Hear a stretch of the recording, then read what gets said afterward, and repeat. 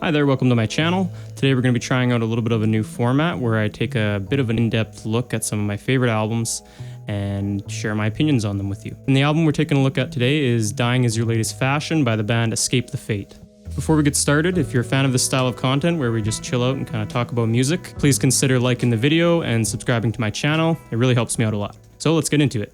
Released on Epitaph in 2006, it's the band's debut studio album and the only studio album released with original singer and founding member Ronnie Radke.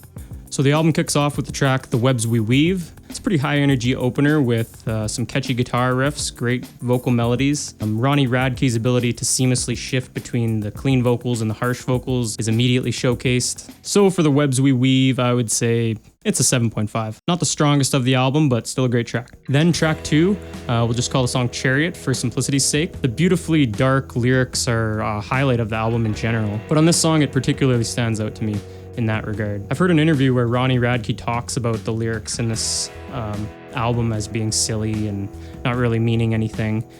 And that may be true for him, but the great thing about art and music in general, I think, is it might mean nothing to one person and then to the next person, it's the greatest thing in the world. And so for Chariot, I would say this is a 9.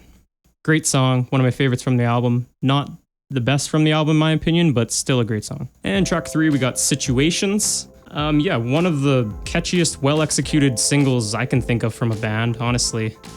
Such a great song. The video gives off this 80s hair metal vibe. You got the hot girls dancing all over them, the sunglasses indoors. Yeah, just looking like total badasses. Situations, I'll give an 8. Great song, extremely memorable, love the video. Yeah, it's one of the first videos you think of when, or at least what I think of when I think of Escape the Fate, so 8 it is. And moving on to track 4, we got the Guillotine, probably my favorite from the album. It's a really good representation of everything the band was doing so well at the time. The somber lyrics and vocals paired with catchy, memorable guitar sections. Add in a fantastic guitar solo and a brutal marching breakdown outro to end the song. And you've got a song that paints a really beautiful picture of what this band was capable of.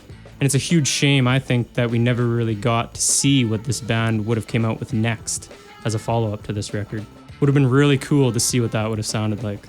So the Guillotine, gotta give it a 10. Absolute banger on the album. I listen to it still to this day, so 10 it is for that one. Track 5, we got Reverse This Curse. Yeah, another catchy, simple, great song. Reminds me a bit of Situations in that respect, just well written. Yeah, it's another 8. It's catchy, it's good, memorable, love it. Track 6, Cellar Door. This one's grown on me over the years. It wasn't my favorite when I first heard it, but I've come to find that it has a pretty unique sound on the album, so I can appreciate it. Track 7 and 8, There's No Sympathy for the Dead and My Apocolypse, respectively. I know I said the Guillotine is my favorite on this album, but these two songs are as good as any song on the album, to be honest. 2 of my most listened to songs on the album for sure. So yeah, tracks 7 and 8, There's No Sympathy for the Dead and My Apocolypse, both are 10s. Absolutely. You get a 10, you get a 10. Track 9, Friends and Alibis.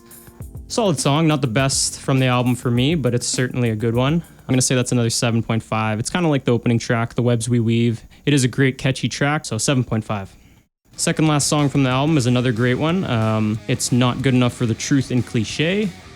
Yeah, another well-written song. Pretty simple, but Ronnie's voice shines through like on every track. Cool emo vibes on the video. Interesting lyrics. Typical of Escape the Fate at that time.